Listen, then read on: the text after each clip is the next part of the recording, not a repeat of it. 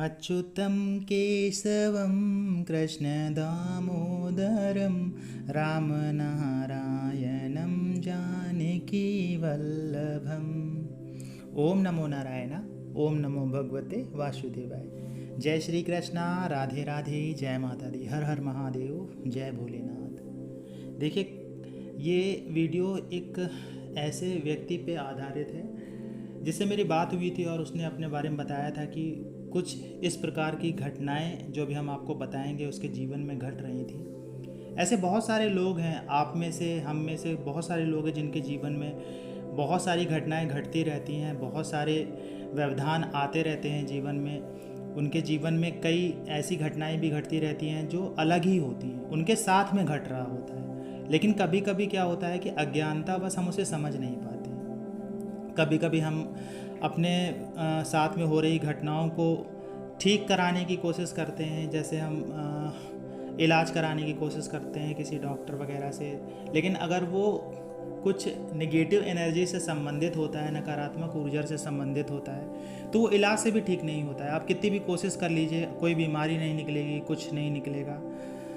और कुछ ऐसी चीज़ें फिर आपको वो डॉक्टर बता देंगे कि आपको ये है वो है जो ठीक नहीं होगा, या वक्त के साथ में ठीक होगा, या आपको लगातार ये मेडिसिन खानी पड़ेगी, या आपको ऐसा करना पड़ेगा, या कुछ और करना पड़ेगा, ये टेस्ट करा लो, वो टेस्ट करा लो। आप उसमें परेशान हो जाते हैं। तो ऐसा क्या था उसके जीवन में कि कुछ उसके जीवन में जो बहुत सारी घटनाएं थी, घटना शुरू हो गई थी।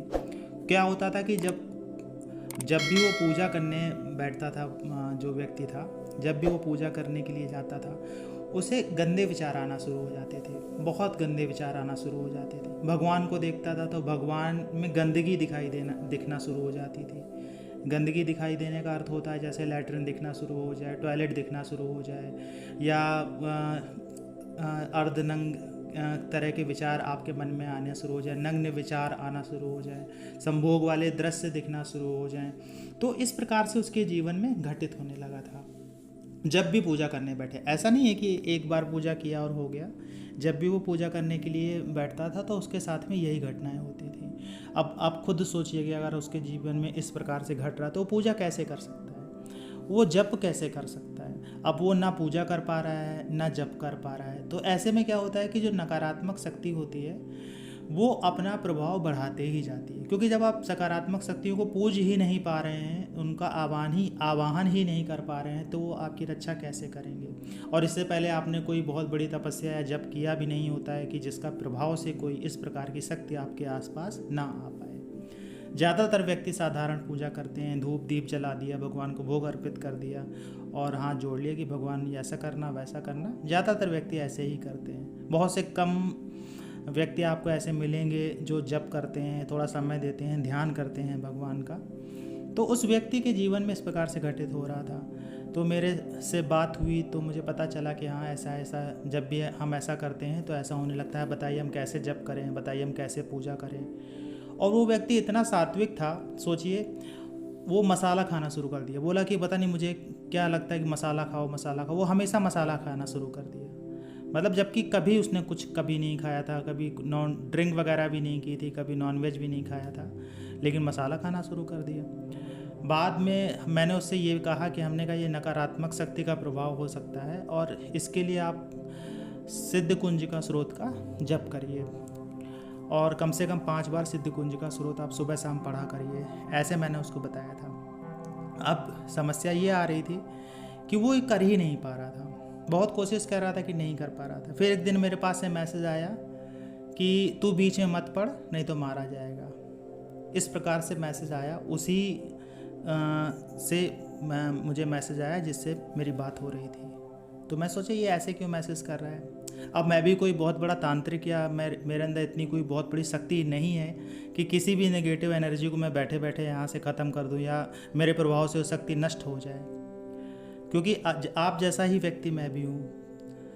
तो इस प्रकार से जब मैसेज आया था उसके बाद मेरे जीवन में भी थोड़ी सी हलचल हुई, क्योंकि जब कोई नकारात्मक शक्ति प्रभाव डालती है तो इफ़ेक्ट उसका पड़ता ही पड़ता है, इम्पैक्ट पड़ता ही पड़ता है। लेकिन ये है कि उस इम्पैक्ट का जो प्रभाव होता है बहुत कम हो जाता है। लेकिन आपको समझ में आ जाएगा कि हाँ, कोई शक्ति आपके लिए कुछ गलत कर रही है, कुछ काम बिगड़ना शुरू हो जाएंगे, बनते बनते काम बिगड़ जाएंगे और जीवन में थोड़ी सी परेशानी सी होना शुरू हो जाएगी। तो आप समझ लेना कि कुछ प्रभाव हो रहा है। तो ये सब चीज़ें बताई थी। बाद में फिर क्या हुआ कि उसने किसी एक ऐसे व्यक्ति भगत वगैरह को दिखाया होगा कि जो ये बता सकता है कि हाँ, कि आपके जीवन में ऐसा है और आपके साथ में ये है, आपके ऊपर किसी ने ऐसा कराया है। तो बाद में पता चला कि उसके ऊपर किसी मुसलमान तंत्र का प्रयोग किया गया था और किसी तांत्रिक ने उसका प्रयोग किया था और किसी ने दुश्मनीवश उसके ऊपर इस प्रकार से करा दिया था कि जिससे ये बर्बाद हो जाए और इसकी मृत्यु हो जाए।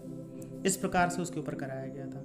बाद में फिर उसने ठीक कराया अपने आप को, तो ठीक हो गया। जब ठीक हुआ तो उसकी सारी आदतें छूट गई, सारी गलत आदतें छूट गई, वो सही हो गया, जीवन में सब कुछ करने लगा, मसाला खाना छोड़ दिया, पूजा पाठ फिर से शुरू कर दी। तो अब बात यह आती है, समस्या जो थी वो तो थी, बात यह आती है कि ये सब चीज़ें हो क्यों जाती। ये सब चीज़ें इसलिए हो जाती हैं क्योंकि हम सकारात्मक शक्ति को एक्टिव नहीं करते हैं, एक्टिवेट नहीं करते हैं। अब वो एक्टिवेट होती कैसे है? जब आप जप करते हैं। कोई भी मंत्र ले लीजिए, किसी भी देवी देवता का मंत्र ले लीजिए, जब आप जप करना शुरू करते हैं तो आपके अंदर एक अग्नि पैदा होना शुरू हो जाती है। आपके अंदर एक ऐसी शक्ति का विकास होने लगता है जिसकी वजह से आपका ऑरा मजबूत होने लगता है। कोई भी नेगेटिव एनर्जी इतने जल्दी आपके ऊपर इफेक्ट नहीं कर पाएगी जब अगर उसके पास बहुत ज़्यादा पावर नहीं है। तो छोटी मोटी नज़र तो आपको लगेगी ही नहीं। तो हमेशा जप करते रहिए, पूजा पाठ से जुड़े रहिए, पूजा पाठ में बैठिए, ध्यान करिए, थोड़ा समय दीजिए, शक्तियों से जुड़ने का प्रयास करिए। जब आप इस प्रकार से प्रयास करेंगे तो आप ये निश्चित मान लीजिए कि इस तरह की समस्याएं आपके जीवन में आएंगी नहीं। जब इस तरह की कोई समस्या आती है आपके जीवन में तो हम उस चीज़ को समझ गए तो ठीक है, नहीं समझ पाए तो हम फिर डॉक्टरों के चक्कर लगाते रह जाते हैं और बीमारी कभी ठीक नहीं होती, बीमारी कभी निकलती नहीं है। आप में से बहुत सारे लोग ऐसे होंगे जो नेगेटिव एनर्जी के शिकार होंगे। ये कोई भ्रम वाली बात नहीं है, ऐसा नहीं है कि आप भ्रमित हो जाएं, आप अंधविश्वास में फंस जाएं। अंधविश्वास ऐसा कुछ भी नहीं है। जब इन सब चीज़ों के लक्षण दिखना शुरू हो जाते हैं तभी इन सब चीज़ों पे आप विश्वास करिए। अंधविश्वास ऐसा कुछ भी नहीं है। जब इन बातों के लक्षण आपको दिखना शुरू हो जाएं तो इलाज तो आप जो बीमारी का करा रहे हैं वो कराते रहिए, लेकिन एक बार इस विषय में भी थोड़ा सा सोच के देखिएगा। हो सकता है कि आपकी बीमारी, आपकी परेशानी इस चीज़ से भी ठीक हो जाए। आशा ये जानकारी आपको अच्छी लगी होगी। जानकारी अच्छी लगी हो तो वीडियो को लाइक करिएगा और आप में से कोई भी अपनी बात बता सकता है, मैं उसको वीडियो के माध्यम से लोगों को बताने का अवश्य प्रयास करूँगा। मिलते हैं आपसे अगले वीडियो में नई जानकारी के साथ में। तब तक के लिए जय श्री कृष्ण।